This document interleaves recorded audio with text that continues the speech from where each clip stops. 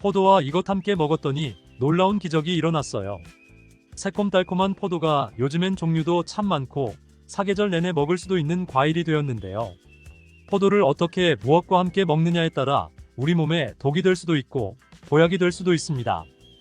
무심코 함께 먹은 이것들 때문에 암과 치매에 걸릴 수 있는데요. 영상을 통해 포도와 함께 먹으면 절대 안 되는 음식과 함께 먹으면 보약이 되는 음식 모두 알려드릴게요. 건강한 삶을 위한 건강한 정보를 전해드리는 무조건 당신 편. 영상 시작 전에 구독과 좋아요 눌러주시고요. 전체 알림 해놓으시면 앞으로 알려드리는 건강정보 빠르게 받아보실 수 있을 거예요. 포도를 다 따먹고 남은 포도송이 가지를 어떻게 하시나요? 많은 분들이 생각도 안 하고 버릴 거예요. 그런데 이 포도송이 가지에 엄청난 영양 성분이 있다는 사실 모르셨죠? 포도에 함유된 영양 성분 중 가장 중요한 것 하나가 레스베라트롤이라는 것입니다. 포도송이 100g 기준으로 레스베라트롤 함량을 분석해보니 과육에는 1mg 정도, 껍질에는 2.9mg, 포도씨에는 3.9mg이 함유되어 있었고 포도송이 가지에는 무려 52mg이나 함유되어 있었습니다. 몸에 좋은 영향을 주는 성분인 레스베라트롤이 과육보다 포도송이 가지에 무려 50배나 더 많이 함유되어 있는 거예요. 포도씨와 껍질은 그렇다 쳐도 포도송이 가지에 이렇게나 많이 있다니 지금까지 그냥 버렸는데 너무 아쉽죠. 앞으론 절대 버리지 말고 제가 알려드리는 방식으로 드셔보세요. 먼저 포도를 다 먹고 남은 포도송이 가지를 깨끗하게 씻어주시고요.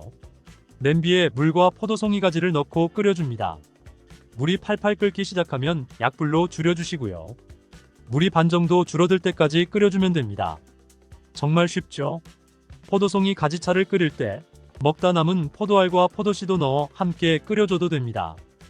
이렇게 끓인 포도송이 가지차는 강력한 항암 효과를 가지고 있고요. 포도향이 향긋하게 올라와 맛도 너무 좋습니다. 따뜻하게 드셔도 되고요. 냉장고에 넣고 차갑게 드셔도 됩니다. 포도를 씻을 때 농약 때문에 걱정하시는 분들도 많으신데요. 농약 걱정 없이 깨끗하게 씻는 법도 바로 알려드릴게요. 농약 때문에 식초물이나 밀가루 같은 것을 함께 사용하는 분들도 계신데요. 식약처에서 세척 방법별로 농약 제거율을 측정한 결과 큰 차이가 없었습니다. 식약처에서 권장하는 방법은 물에 5분간 담궜다가 흐르는 물에 세척하는 것인데요. 이렇게만 해도 잔류 농약이 거의 다 제거됩니다. 아시겠지만 포도알에 하얗게 묻어있는 건 농약이 아닙니다. 이걸 농약으로 생각해서 씻을 때 하얀 성분까지 씻으려 하시는 분들 계신데요.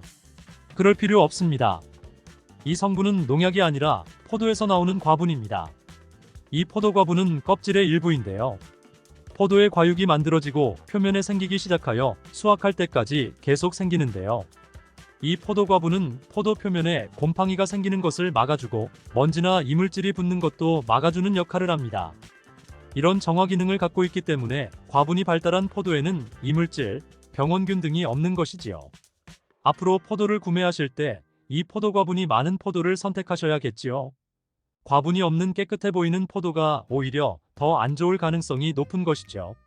그리고 포도송이가 빽빽하게 붙어 있기 때문에 씻을 때 포도송이를 하나씩 떼어내어 씻는 분들이 계신데요. 그렇게 하면 오히려 과육이 노출되어 세척 시에 영양분이 손실될 수도 있고 이물질에 오염될 수도 있습니다. 그렇게 하지 마시고요. 통째로 물에 담가 씻으시거나 포도송이 가지 중간중간 잘라서 씻으면 됩니다. 포도와 함께 먹으면 절대 안 되는 것들이 있는데 알고 계셨나요? 바로 해산물은 절대 함께 먹으면 안 됩니다. 포도에는 탄닌이란 성분이 들어있습니다. 탄닌은 강력한 항산화 작용을 하는 장점이 있지만 떫은 맛을 내는 단점도 있죠.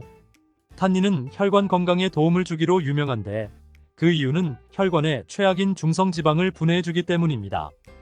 이뿐 아니라 강력한 항산화 작용은 혈관 내의 활성산소를 제거해줘 혈관 세포의 노화를 막아주고 염증을 완화시켜주며 각종 혈관성 질환을 예방해주는데 많은 도움을 줄 수 있습니다. 그런데 이렇게 좋은 포도와 해산물을 함께 드시면 문제가 생길 수 있습니다. 해산물의 풍부한 칼슘이 포도의 탄닌과 만나게 되면 소화가 잘 되지 않는 물질이 되어 위장장애를 일으킬 수 있는데요. 위를 자극하여 복통과 구토를 유발시킬 수 있습니다. 나이가 들수록 고혈압약을 복용하시는 분들이 많아지는데요. 이런 분들도 포도를 드실 때 주의해야 합니다. 고혈압 약과 포도를 함께 드시면 안 되는데요. 이 약은 소장에서 필요한 만큼 흡수되고 남은 양은 체내에 있는 효소에 분해되어 몸 밖으로 배출됩니다. 그런데 포도와 함께 고혈압 약을 드시면 문제가 생길 수 있습니다. 포도에는 프라노쿠마린이라는 성분이 들어있는데 이 성분은 체내에 남아있는 고혈압 약을 분해해서 배출시켜주는 효소의 작용을 방해할 수 있습니다. 이렇게 되면 고혈압 약의 농도가 높아지게 되고 잘못하면 저혈압 증세가 나타나 위험해질 수 있습니다.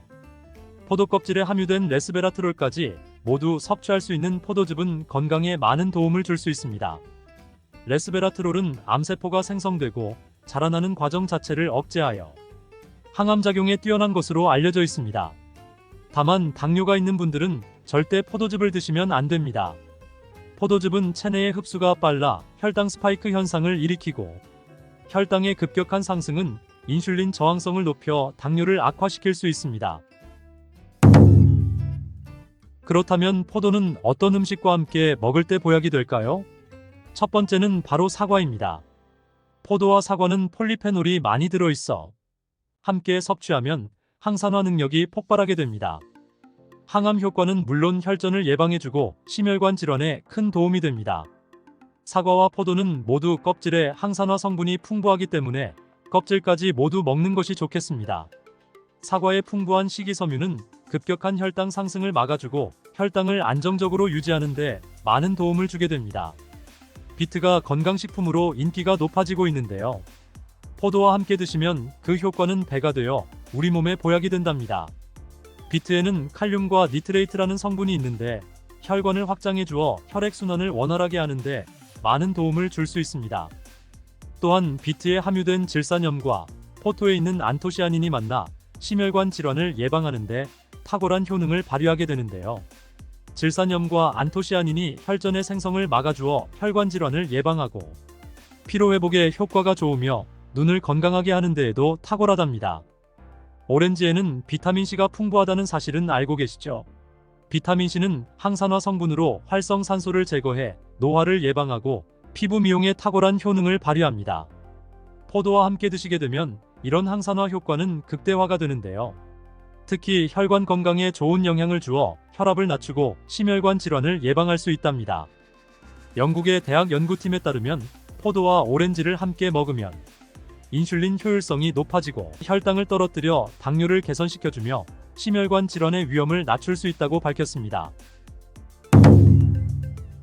포도에는 또 어떤 효능이 있을까요? 정말 생각지도 못한 효능들이 있는데요. 뼈와 근육을 튼튼하게 해주는 효능이 있답니다. 포도에는 칼슘과 칼슘의 흡수를 돕는 비타민 D와 비타민 C가 풍부하게 함유되어 있습니다. 그리고 뼈 건강에 나쁜 영향을 주는 나트륨을 몸 밖으로 배출해주는 데에도 효능을 발휘하여 골다공증 예방에도 많은 도움을 줄 수 있습니다. 강력한 항산화 성분들이 많이 들어있는데 항산화 기능으로 활성산소를 제거해주면 각종 혈관 질환을 예방할 뿐 아니라 암세포의 발생 자체를 막아주고 암세포를 죽여주는 데에도 놀라운 효능을 발휘합니다. 또한 포도의 풍부한 마그네슘은 혈압을 낮춰주고 혈액순환을 원활하게 하는데 도움을 주는 성분입니다. 특히 나쁜 콜레스테롤 수치를 낮추는데 탁월한 효능을 발휘하여 동맥 경화, 고혈압 등의 심혈관 질환을 예방하는데 많은 도움을 줄 수 있습니다.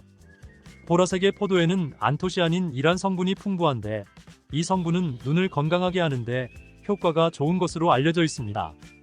미국 캘리포니아대 연구팀에 따르면 포도를 꾸준히 먹게 되면 뇌혈관의 혈액순환을 원활하게 하여 치매를 예방하는 효과가 있다고 밝혔습니다.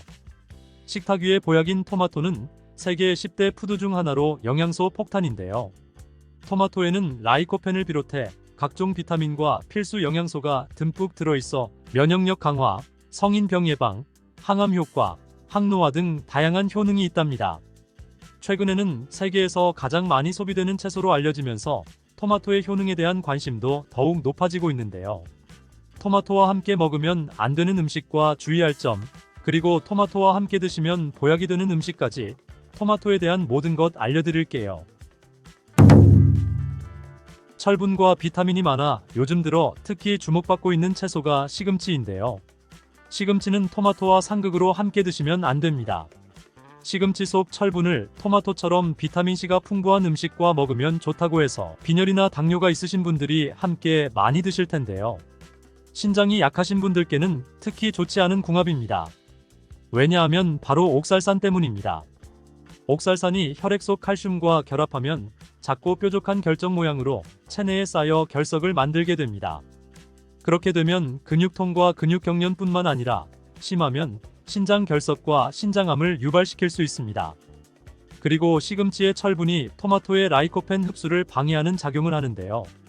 토마토가 슈퍼푸드로 손꼽히는 이유가 바로 라이코펜 성분 때문입니다. 라이코펜은 강력한 항산화 작용으로 몸속의 산화 스트레스와 염증을 줄여주고 암을 예방하는 놀라운 성분입니다. 또한 라이코펜은 폐암, 전립선암, 유방암과 결장암 등 다양한 암의 예방에 엄청난 효과가 있다고 하며 혈관을 건강하게 해주고 동맥경화와 심혈관 질환의 예방에 탁월합니다. 오하이오주 주립대학의 연구에 따르면 토마토를 시금치와 함께 드시면 이 기적의 성분인 라이코펜 흡수율이 무려 50%나 감소된다고 하니 토마토와 시금치를 함께 드시지 않는 것이 좋습니다. 토마토를 드실 때 숙성되지 않은 초록색 토마토는 주의하시기 바랍니다. 숙성되지 않은 덜 익은 토마토에는 솔라닌이라고 하는 독성 물질을 함유하고 있습니다. 이 솔라닌은 식물이 해충이나 질병으로부터 스스로를 보호하기 위해 생성되는 자연방어 물질인데 감자에 싹에 많이 들어있는 독성 물질입니다. 이 솔라닌을 섭취하게 되면 복통, 구토, 현기증, 두통, 심하면 마비 등의 증상이 나타날 수 있으니 주의하시기 바랍니다. 그리고 토마토 요리를 할 때 한 가지 주의할 점은 단맛을 좋아하시는 분들이 간혹 설탕을 첨가해 드시는데요. 설탕만은 피해 주시기 바랍니다. 설탕은 토마토의 영양 성분을 파괴하기 때문에 건강을 위해 드신 토마토가 아무 소용이 없게 됩니다. 그리고 설탕이 몸속에 들어오면 설탕을 분해하기 위해 비타민 B가 사용되는데요. 비타민 B는 피로를 감소시키고 뇌의 활동을 활성화시키는데 도움을 주는 아주 중요한 영양 성분입니다. 토마토에 함유된 비타민 B가 설탕 때문에 체내 흡수율이 감소하게 되고 설탕으로 인해 혈당이 상승하며 혈관 내 염증 수치가 올라가게 됩니다. 이렇게 되면 기억력의 중추인 해마를 위축시켜 혈관성 치매의 위험을 높이고 고혈당성 당뇨병을 넘어 암이 발생할 가능성이 높아지게 되어 토마토의 항산화 효과를 전혀 누릴 수 없게 되는 것이지요. 혹시 토마토 케첩 많이 사용하시나요? 달콤 상콤한 맛이 좋아 계란 후라이에 뿌려 먹기도 하고 다양한 요리에 사용하는 토마토 케첩도 우리 몸에 독이 된다는 사실 아셨나요? 실제로 케첩 한 스푼에 설탕이 약 4g 정도 들어있는데 이는 시중에 판매되는 초콜릿에 들어있는 설탕보다 더 많은 양입니다. 이뿐 아니라 케첩의 영양 성분을 살펴보면 액상과당, 소금, 합성 착색료, 향신료 등 수많은 감미료와 식품 첨가물이 들어있습니다. 케첩이 토마토를 원료로 만들어져 건강한 재료라고 알고 있는 분들도 계시겠지만 케첩 속 토마토는 가공 과정과 각종 첨가물들에 의해 영양 성분이 많이 파괴되어 있고 오히려 우리 몸을 공격하는 성분들이 가득하답니다.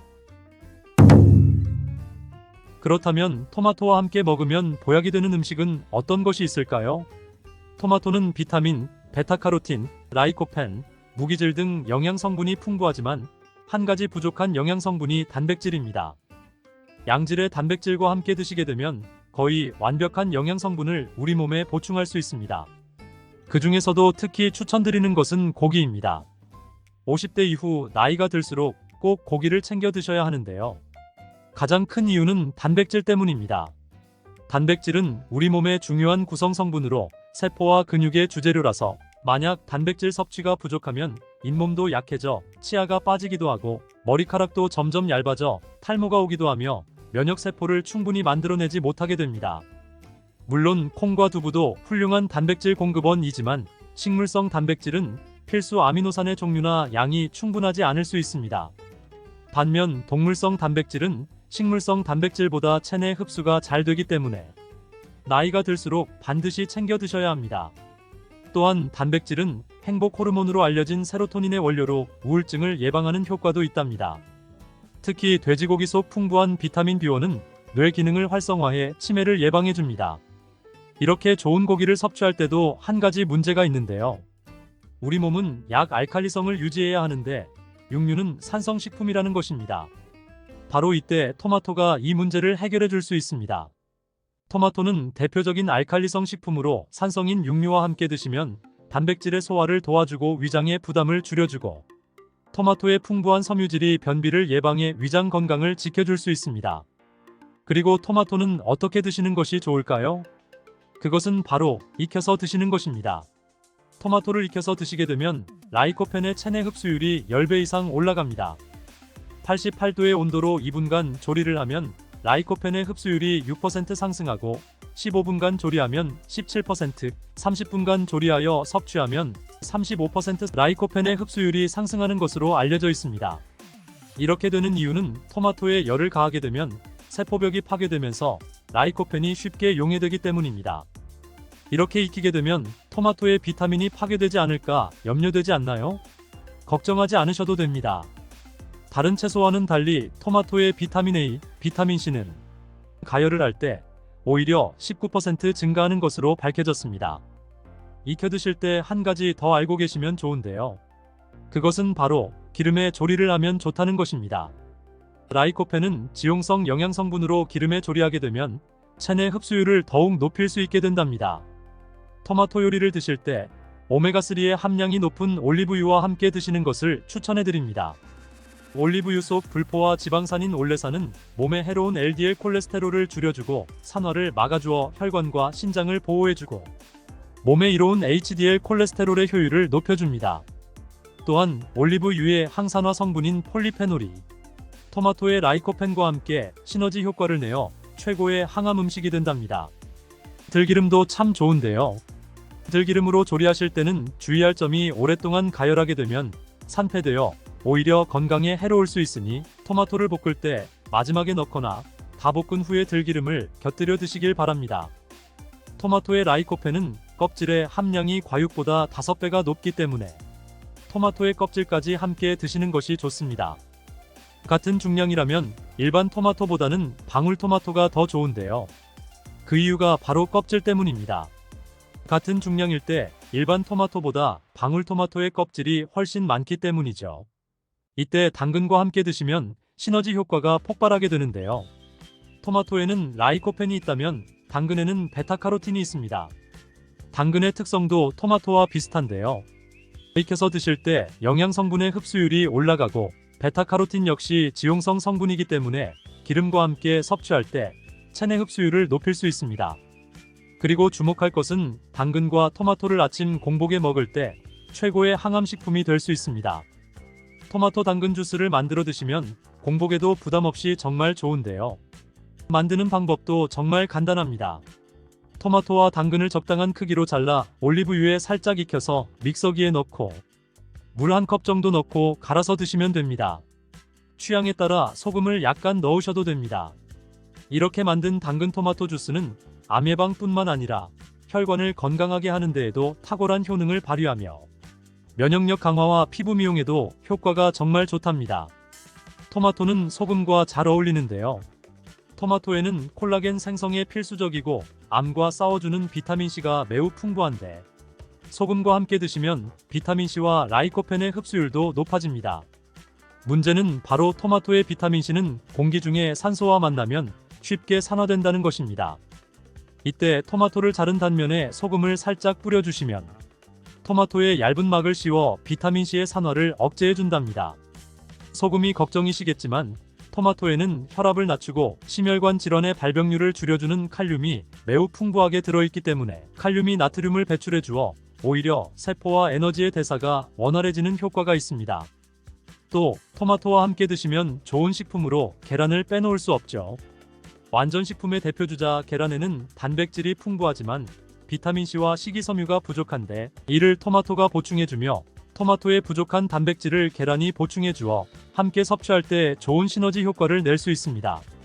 토마토의 라이코펜도 계란과 함께 섭취 시 체내 흡수율이 높아지며 항산화 효과와 면역력 강화에도 높은 효과를 누릴 수 있습니다. 토마토와 계란은 함께 볶아서 드시면 되는데요. 만드는 방법도 알려드릴게요. 먼저 계란을 풀어 달궈진 팬에 넣고 스크램블을 만들어줍니다. 만든 스크램블은 접시에 옮겨놓고 팬에 올리브유를 넣고 다진 파를 볶아 파기름을 내어줍니다. 그리고 적당한 크기로 자른 토마토를 넣고 잘 볶아주다가 마무리될 때쯤에 접시에 옮겨 놓았던 스크램블을 넣고 조금 더 볶아주면 끝입니다. 정말 간단하죠? 취향에 따라 간장이나 굴소스 같은 조미료를 첨가해 주셔도 됩니다. 이렇게 만든 토마토 계란 볶음은 아침 공복에 드시면 소화도 잘 될 뿐만 아니라 풍부한 영양 성분과 계란의 포만감으로 다이어트에도 정말 좋은 음식이 됩니다. 브로콜리도 참 좋은데요. 브로콜리는 토마토와 함께 세계 10대 푸드에 들어가는 채소입니다. 토마토가 전립선암에 좋다고 했는데 브로콜리와 함께 섭취하게 되면 효과는 더욱 증가된다는 연구 결과도 있습니다.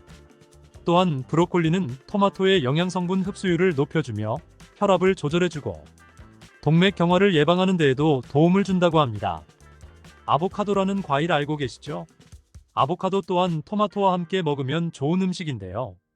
아보카도에는 불포화 지방산이 풍부하여 토마토의 라이코펜 성분을 흡수하는 데에 도움을 줍니다. 또한 아보카도에는 루테인, 지아잔틴 같은 카로티노이드 성분이 풍부하여 눈을 건강하게 하는데 많은 도움을 줄 수 있습니다.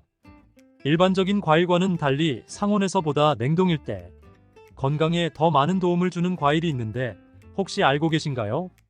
블루베리는 세계 10대 건강식품에 들어갈 만큼 우리 몸을 건강하게 하는데 도움이 되는 과일입니다. 최근 10년간 소비량이 가장 많이 늘어난 과일이기도 한데요. 특히 50대 이상에서 급속도로 섭취량이 늘어나고 있습니다. 이렇게 섭취량이 급속도로 올라가고 있는 이유는 블루베리가 먹기에도 편하고 건강에도 좋다고 알려지고 있기 때문인데요. 냉동 블루베리의 판매량도 함께 증가하고 있습니다. 냉동 블루베리를 씻지 않고 그냥 드시는 분들이 많아지고 있는데요. 누구는 그냥 먹어도 된다. 어떤 사람은 반드시 씻어서 먹어야 된다. 의견이 분분합니다. 블루베리를 먹는 방법과 블루베리의 효능, 함께 먹으면 안 되는 음식과 함께 먹으면 좋은 음식까지 블루베리에 대한 모든 것 알려드리겠습니다. 먼저 냉동 블루베리 씻어야 되느냐? 그냥 먹어도 되느냐?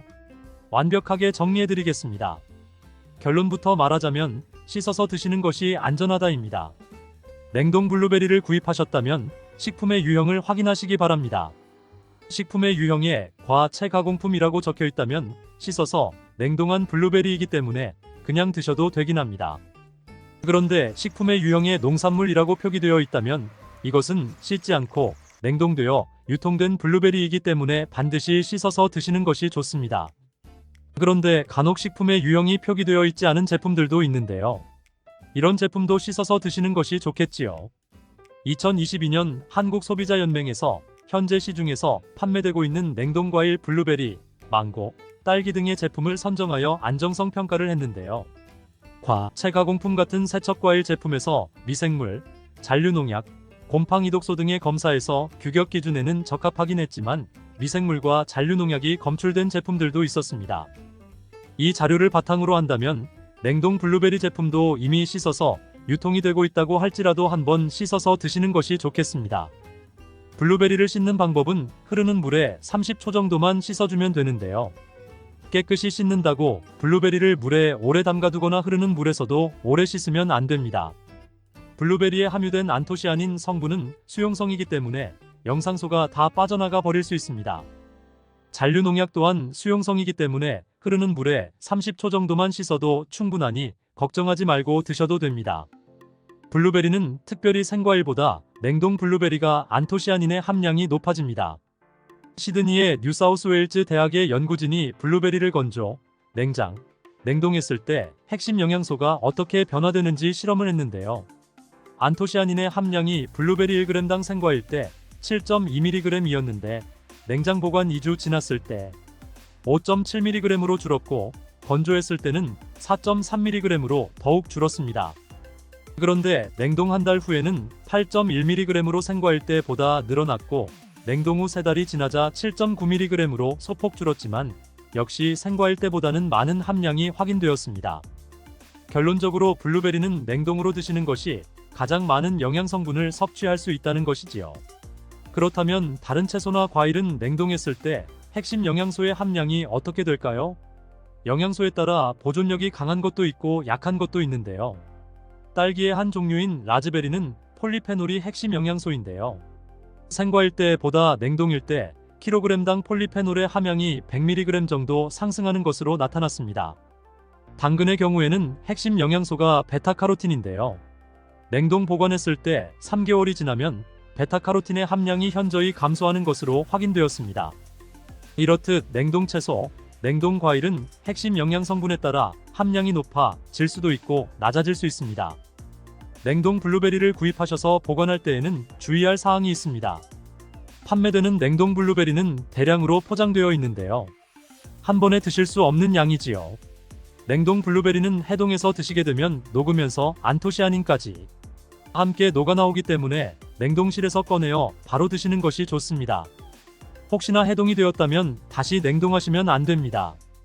해동이 되면서 미생물이 증식을 하게 되며 그 상태로 냉동을 하면 미생물까지 함께 냉동이 되고 그것을 드시게 되면 복통, 설사를 유발할 수 있습니다.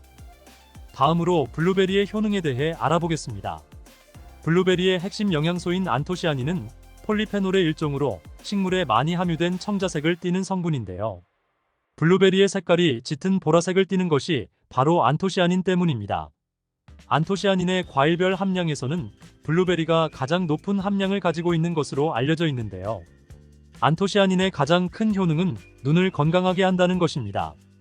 안토시아닌은 로놉신의 제합성을 촉진하여 시력을 보호하고 백내장, 안구건조증, 망막염 등의 눈 질환을 예방합니다. 눈의 피로와 노화를 방지하며 초기 근시도 예방하는 것으로 알려져 있습니다.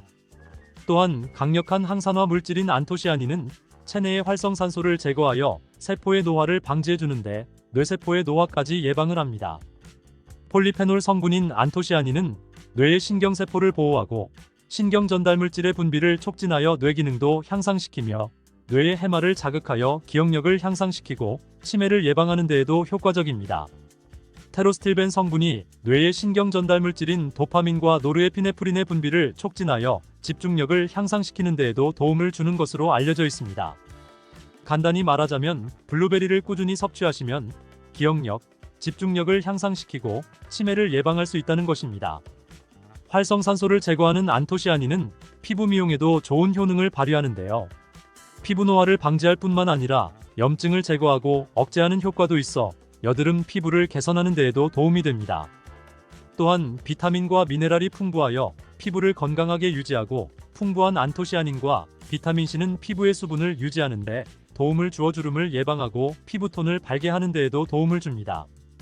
그리고 풍부한 식이섬유는 장의 운동을 촉진시켜주고 장내의 노폐물을 흡착하고 배출시켜 피부 트러블을 개선하는 효과도 있습니다. 나이가 들면서 머리숱도 많이 줄어들게 되어 탈모를 걱정하시는 분들도 늘어나는데요. 블루베리는 탈모 예방에도 효과적입니다. 블루베리의 안토시아닌은 튼튼한 모발이 자라날 수 있도록 모낭세포를 자극해주고 두피세포의 노화를 예방하여 탈모를 예방하게 되는 것입니다. 또한 블루베리에 함유된 비타민C는 머리카락 조직 형성이 필수적인 성분이고 콜라겐 생성을 촉진하여 모발을 강화하고 두피 건강을 증진하는 데에도 도움이 됩니다.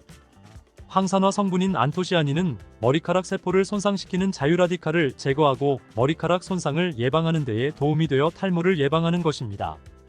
블루베리는 당뇨의 위험이 있는 분들에게도 도움이 되는데요. 블루베리는 혈당 수치를 낮추어주고 당분을 에너지원으로 사용하는 신진대사의 과정을 촉진해주는 효능이 있습니다. 미국의 당뇨병 협회는 블루베리를 당뇨병 슈퍼푸드라고 부르며 블루베리를 꾸준히 섭취하면 인슐린 감수성을 향상시키고 혈당을 낮추는 데 도움이 된다고 발표했습니다. 블루베리에 대한 연구를 진행했는데요. 하루에 150g의 블루베리를 섭취한 실험군은 혈당 스파이크의 발생이 낮아졌고 인슐린 수치 또한 낮아진 것으로 확인되었다고 발표했습니다. 블루베리에 함유된 안토시아닌뿐만 아니라 칼륨, 비타민 B6는 심장 건강을 지키는 데 도움을 주는데요. 이 성분들은 체내 콜레스테롤과 혈액의 지방을 감소시켜 혈액순환을 원활하게 해줍니다.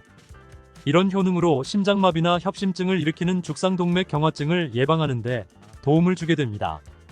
또한 호모시스테인이 체내에 과다하게 축적되면 혈관을 손상시키고 혈전을 생성하여 심장마비, 뇌졸중 등의 심혈관 질환을 유발할 수 있는데요.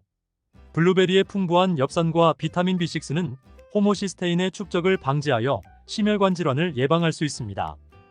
블루베리는 많이 드시는데 블루베리 잎에는 관심이 별로 없는 것이 사실인데요. 블루베리 잎이 열매의 항산화 효능보다 뛰어나다는 사실 알고 계신가요?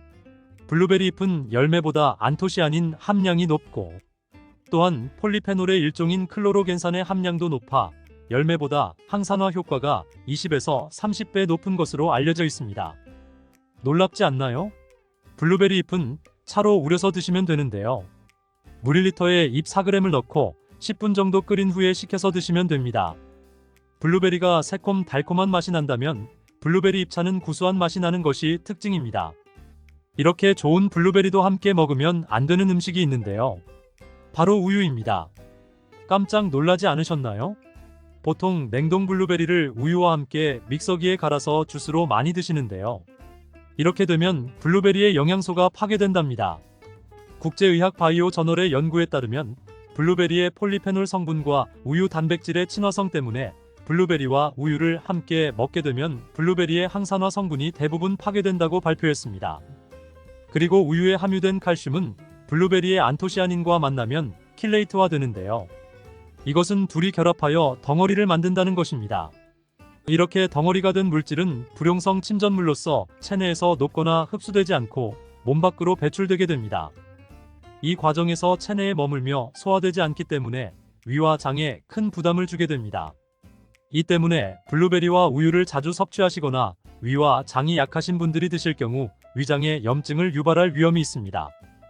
특히 신체 기능이 많이 떨어져 있는 나이가 많으신 분들이 이렇게 드시면 치명적일 수도 있으니 주의하시기 바랍니다.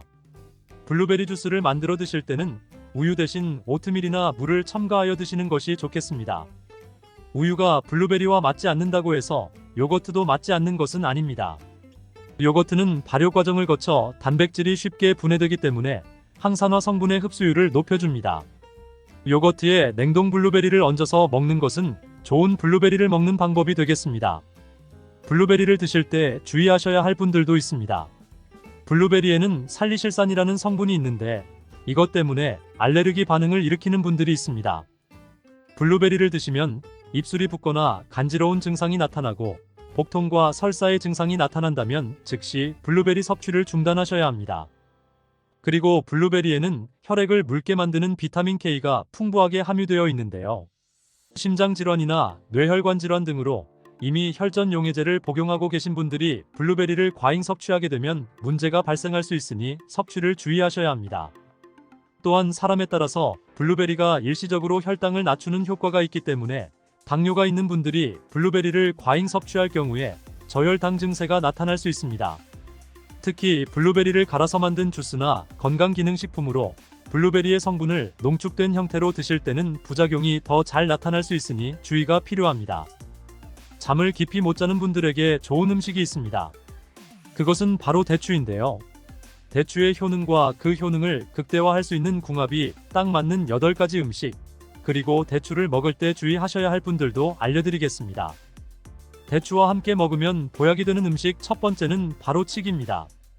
대추에는 불면증을 개선하고 신경을 안정화시켜주고 스트레스를 해소하는데 도움을 주는 효능이 있습니다. 이런 효능이 칡과 함께 먹으면 약효가 배가 되어 도움을 주게 되는데요. 대추에는 갈락토스, 메가당 등의 성분이 풍부하여 긴장을 풀어주고 신경을 안정화시켜주어 불면증을 완화시켜줄 수 있습니다. 또한 대추씨에는 사포닌이 함유되어 있는데 이 성분은 중추신경계를 안정화시켜주는 효능이 있어 신경을 이완시켜주고 수면을 유도하는 데 도움을 줍니다. 그리고 대추는 혈액순환을 개선시켜주어 몸을 따뜻하게 해주고 이로 인해 수면의 질을 향상시켜줍니다.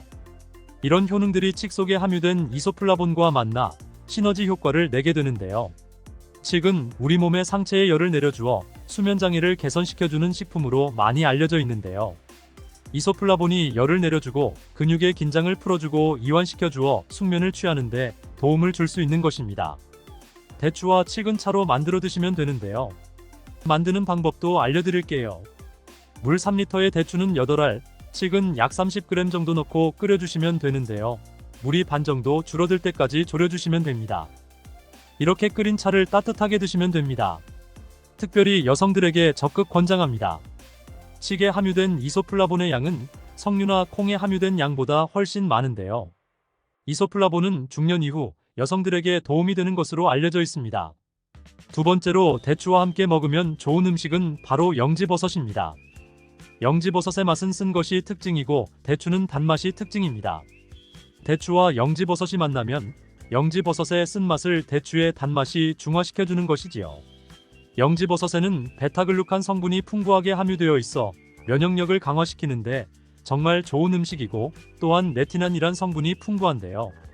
이 성분이 강력한 항암작용을 하여 암세포의 증식을 억제하고 암의 재발을 방지하는 데에 도움을 줍니다. 그리고 영지버섯에는 불포화 지방산이 풍부하게 함유되어 있어 혈관 내 콜레스테롤 수치를 낮추고 혈액순환을 원활하게 하여 혈관 건강을 개선하는 데 도움을 줍니다. 또한 영지버섯은 자율신경을 안정시켜서 불면증을 개선하는 데에 탁월한 효능을 발휘하는데요. 한의학에서는 신경쇠약으로 작은 일에도 가슴이 뛰는 증상이 쉽게 가라앉지 않고 잠이 잘 안 오는 분들에게 처방하는 약재이기도 합니다. 이런 효능들이 대추와 만나면 그 효과가 극대화가 되는데요. 대추와 영지버섯을 함께 차로 끓여 드시면 불안했던 마음이 진정이 되고 안정화가 되는 효능을 느낄 수 있습니다. 세 번째, 대추와 함께 먹으면 좋은 음식은 상황버섯입니다. 대추와 상황버섯을 함께 드시면 면역력과 항암 효과가 극대화되는데요. 대추의 풍부한 베툴린산 성분은 강력한 항염작용으로 염증을 억제하고 항암작용으로 암세포를 억제하여 종양증식을 방지하는 효능이 있습니다. 이런 대추의 항암작용을 극대화하는데 상황버섯이 도움을 주는 것입니다. 상황버섯에도 다당류인 베타글루칸 성분이 풍부하여 항암 효과와 면역력을 강화하는 데 도움을 줍니다. 약재로 사용하는 대부분의 버섯에는 베타글루칸 성분이 함유되어 있는데요. 식약처에서 건강기능식품의 원료로 인정한 버섯은 상황버섯, 영지버섯, 표고버섯이 있으니 꼭 기억하시기 바랍니다. 네 번째, 대추와 함께 먹으면 좋은 음식은 바로 양파입니다. 대추는 간세포의 독성 수치를 정상으로 회복하는 효능이 있는데요. 이것은 대추에 함유된 사이클릭 AMP라는 성분이 항염증, 항지질 효과를 갖고 있기 때문입니다. 이때 양파와 함께 먹으면 효과가 배가 되는데요. 양파에 함유된 글루타치온 성분은 간의 해독작용을 돕고 간의 피로도를 낮추는데 효과가 있는 것으로 알려져 있습니다. 대추와 양파는 함께 차로 끓여 드시면 되는데요. 만드는 방법도 알려드리겠습니다. 먼저 말린 대추 열알을 준비해 씨와 과육을 분리해 따로 약한 불에 덮어줍니다. 이렇게 덮어주면 씨에 있는 약한 독성과 쓴맛을 제거하고 고소한 맛은 더욱 강하게 만들어줍니다. 이렇게 덮어준 대추를 양파 반 개와 함께 물 2리터에 넣고 물이 반 정도 줄 때까지 졸여주신 후에 식혀서 드시면 됩니다. 다섯 번째, 대추와 함께 드시면 좋은 음식은 바로 계피입니다. 계피는 향신료로도 많이 사용되고 한약재로도 사용되는 다양한 쓰임새가 있는데요. 계피에는 폴리페놀이 풍부하여 혈당을 낮추는데 효과가 있고 혈액순환을 원활하게 해주어 체온을 상승시키는 데에 도움을 줍니다. 특히 손발로 가는 말초혈관을 확장하여 손발을 따뜻하게 해주고 피부의 혈관도 확장해주어 몸이 으슬으슬 추울 때 이런 증상을 완화시켜주는데 도움을 줍니다. 또한 계피는 소화를 돕고 가스를 제거하는데 효과적이며 염증을 억제하고 세균이나 바이러스를 제거하는 데에도 효과가 좋은 것으로 알려져 있습니다. 또한 항산화 작용이 뛰어나 활성산소를 제거하고 면역세포의 생산을 촉진하여 면역체계를 강화하는 데 도움을 줍니다. 특별히 여성에게 좋은데요. 자궁을 따뜻하게 만들어 주어 여성 질환에 많은 도움을 주는 식품입니다. 계피는 다만 매운맛이 강하고 위와 식도에 자극을 주기 때문에 단독으로 먹기엔 불편한데요. 대추와 함께 드시면 이런 문제가 바로 해결됩니다. 여섯 번째, 대추와 함께 드시면 좋은 음식은 생강입니다. 한의학에서는 대추와 생강을 함께 한약재로 처방을 많이 하는데요. 강삼조이라고 해서 생강 세 쪽과 대추 두 알을 뜻합니다. 대추와 생강을 함께 섭취하게 되면 위장이 약한 사람의 소화 기능을 도와 영양분의 흡수율을 높이고 흡수된 성분들이 몸 전체에 잘 퍼지게 하는 작용을 합니다. 대추와 생강을 함께 섭취하게 되면 생강의 쇼가올 성분이 소화액의 분비를 촉진하여 대추로 인한 위장의 불편함을 해결하고 대추는 생강의 자극을 중화시켜 위장에 주는 부담을 줄여줄 수 있습니다. 이렇게 대추와 생강을 넣고 끓인 것을 강조탕이라고 하는데요. 수족 냉증이나 평소에 몸이 찬 분들이 드시면 몸이 따뜻해지는 효과를 누릴 수 있습니다. 조금 전에 알려드린 계피까지 함께 넣고 끓이셔도 좋은데요. 만드는 방법 알려드릴게요. 대추 5알, 생강 4쪽, 계피 5g을 물 2리터에 넣고 반 정도 줄어들 때까지 졸이셔서 드시면 됩니다. 7번째, 대추와 함께 드시면 좋은 음식은 마늘입니다. 마늘은 항암 식재료로 정말 유명한데요. 항암작용뿐만 아니라 피를 맑게 하고 면역력을 강화하는 데에도 좋은 음식입니다. 마늘은 혈관 확장을 촉진하고 혈류를 개선하여 고혈압을 줄이는 데 도움이 될 수 있습니다. LDL 콜레스테롤 수치를 낮추고 혈전 형성을 억제하여 심장질환 및 뇌졸중의 위험을 줄이는 데 도움이 될 수 있습니다. 또한 항균 및 항박테리아 특성을 지닌 알리신과 같은 화합물을 함유하고 있어 신체가 감염에 맞서 싸우고 전반적인 면역 체계를 강화하는 데 도움이 됩니다. 미국 국립암연구소를 비롯한 각종 기관의 연구에 따르면 마늘을 지속적으로 섭취한 사람이 그렇지 않은 사람에 비해 폐암, 전립선암, 위암, 대장암 등 암 발병률이 낮은 것으로 나타났습니다. 마늘과 대추의 음식 궁합이 좋아 대추와 마늘의 효능이 극대화가 되는데요. 마늘과 대추를 함께 먹는 대표적인 음식으로는 삼계탕이 있죠. 8번째, 대추와 함께 드시면 좋은 음식은 통밀입니다. 통밀에는 비타민 B가 풍부하게 함유되어 있는데요. 이 비타민 B는 우리 몸의 에너지 생산에 중요한 역할을 하며 신경 전달 물질인 세로토닌의 생성을 돕기 때문에 기분을 안정시키고 스트레스를 완화시키는 데에도 효과적입니다. 또한 통밀은 식이섬유가 풍부하여 장 건강에 도움을 주고 혈당 상승을 억제해주는 효능이 있어 혈당 유지에 도움을 줍니다. 그리고 비타민이 칼륨 성분이 풍부하게 함유되어 있어 콜레스테롤이 체내에 쌓이는 것을 억제하여 혈관 건강을 유지하는 데 도움을 줍니다. 대추와 통밀을 함께 섭취하면 뇌혈류량을 증가시켜주고 갱년기의 우울증을 완화시켜주며 스트레스 저항력을 높여주고 불안 증세를 낮춰주는 효능이 있습니다. 특히 신경성으로 나타나는 증상을 완화시켜주는데요. 신경성 위염, 신경성 장염, 불면증, 신경성 편두통 등의 효과가 좋은 것으로 알려져 있습니다. 대추와 통밀을 함께 섭취하면 효능이 극대화가 되는데요. 자율신경의 균형을 잡아주고 심장신경을 안정화시켜주어 마음을 편안하게 해주는데 도움을 줄 수 있습니다. 대추와 통밀을 함께 끓여 차로 만들어 드셔도 좋고요. 대추를 잼으로 만들어서 통밀빵에 발라 드셔도 좋습니다. 이외에도 대추에 함유된 여러 비타민과 식이섬유, 플라보노이드, 미네랄 등이 노화를 방지하는 효능이 있습니다. 특히 대추의 식이섬유는 우리 몸에 쌓이는 발암물질을 흡착해 몸 밖으로 배출해주는 효능이 있어 암 예방에도 도움을 줄 수 있습니다. 또한 대추에 함유된 베타카로틴은 체내에 발생되는 활성산소를 제거해주고 피부 이용에도 도움을 주는 것으로 알려져 있습니다. 그리고 대추에는 칼륨이 바나나보다도 2배 이상 함유되어 있어 체내의 나트륨을 배출하는 데에도 탁월한 효능을 발휘해줍니다. 이로 인해 고혈압을 방지하는 데 도움을 줍니다. 그리고 베툴린산, 알파토란이라고 하는 성분이 풍부하여 위험을 억제하고 예방하는 효능도 있습니다. 대추에는 이렇게 좋은 효능들로 건강을 이롭게 하지만 모두에게 좋은 건 아닙니다. 대추를 드실 때 주의하셔야 할 분들을 알려드리겠습니다. 첫 번째는 바로 당뇨가 있는 분들입니다. 대추의 GI 지수는 40에서 60 정도로 높은 편에 속합니다. 당도가 사과보다 5배 정도 높은데요. 당뇨가 있는 분들이 대추를 드시게 되면 혈당 조절에 문제를 일으킬 수 있어 주의가 필요합니다. 다만 생강과 계피를 함께 드시면 혈당을 조절하는 데 도움이 되니 꼭 기억하셔서 당뇨가 있는 분들은 대추를 드실 때 안전하게 드시길 바랍니다. 두 번째는 몸에 열이 많고 땀이 많이 나는 체질을 갖고 있는 분들입니다. 이런 분들은 대추가 몸에 맞지 않는 분들인데요. 대추가 좋다고 해서 많이 드시게 되면 오히려 몸이 늘어지고 열이 나며 복통과 설사를 일으킬 수 있습니다. 세 번째는 소화력이 약한 분들입니다. 이런 분들이 대추를 많이 드시게 되면 속이 부글거리고 구토와 설사를 일으킬 수 있습니다. 소화가 잘 안 되는 분들은 대추를 드실 때 생강과 함께 드시면 증상을 완화시킬 수 있으니 기억하시기 바랍니다. 네 번째는 대추 알레르기가 있는 분들입니다. 이런 분들이 대추를 드시면 호흡곤란, 입주위가 붓는 현상, 심하면 기도폐쇄가 일어날 수 있습니다. 이런 증상이 나타나는 이유는 대추에 함유된 특성 단백질이 원인이 되어 알레르기 반응을 일으키는 것입니다.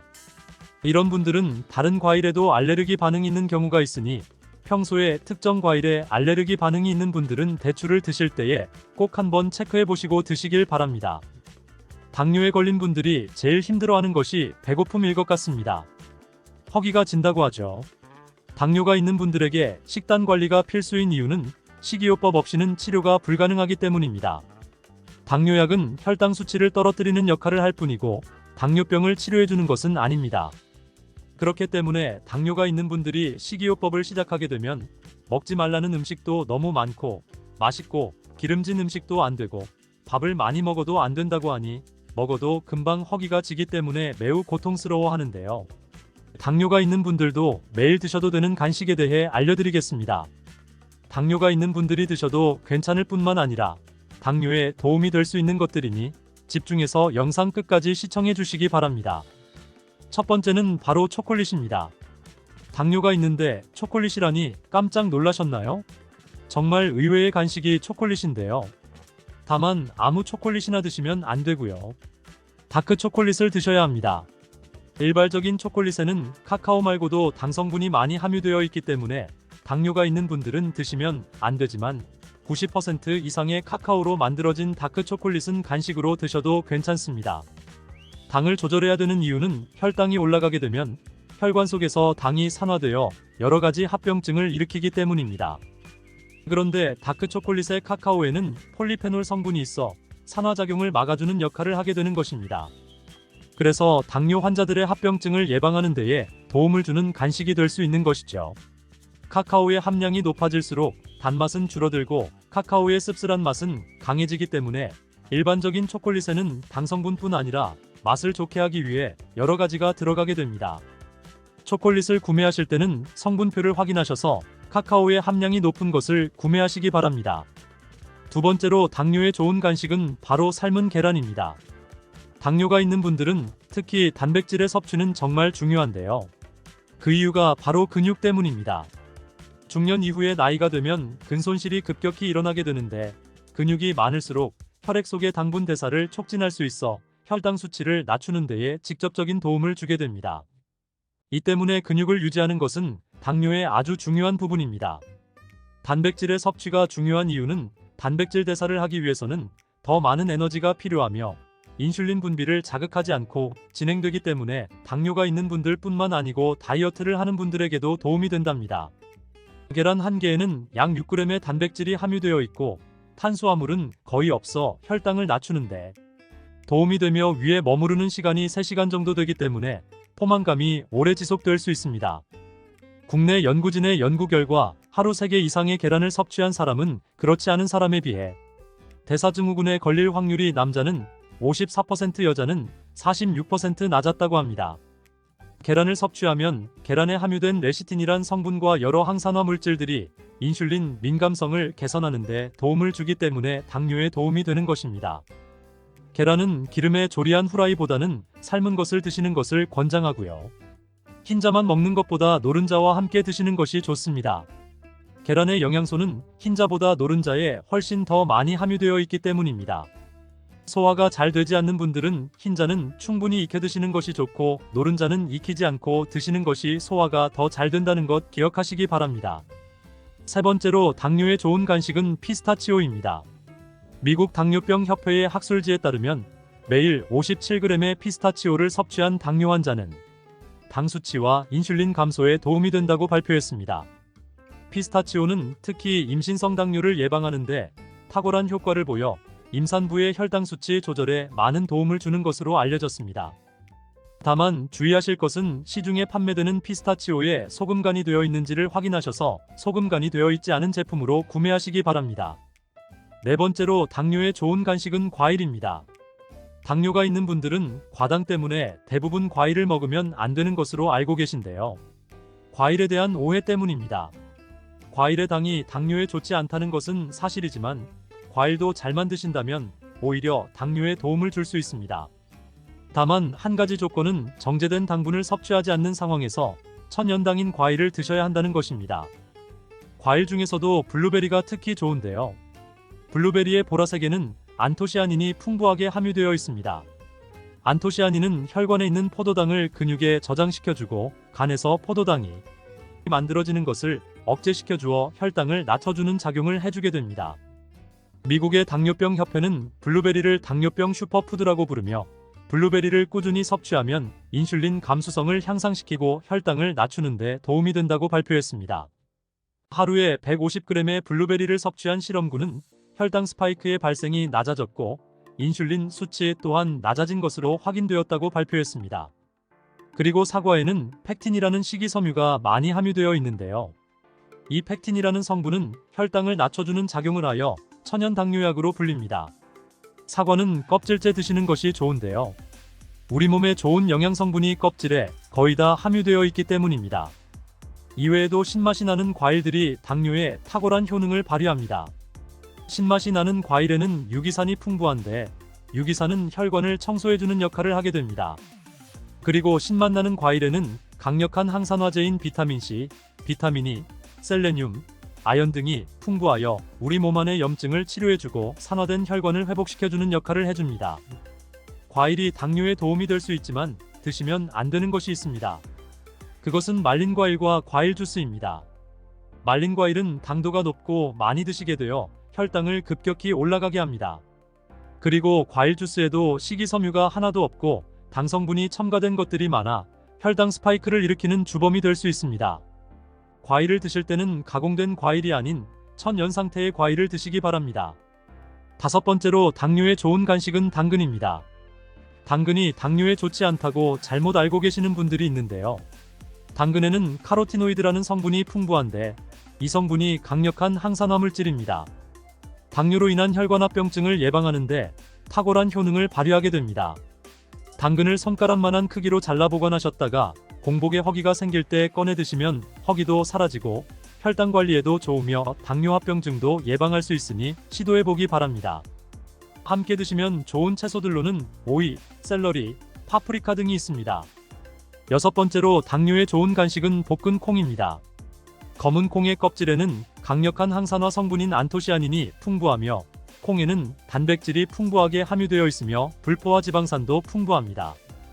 볶은 콩은 심혈관 질환을 예방하는데 탁월할 뿐만 아니라 담즙 분비를 촉진하는 데에도 도움을 줍니다. 변비가 있는 분들에게도 도움을 주고 근손실을 방지하고 다이어트에도 도움을 줄 수 있습니다.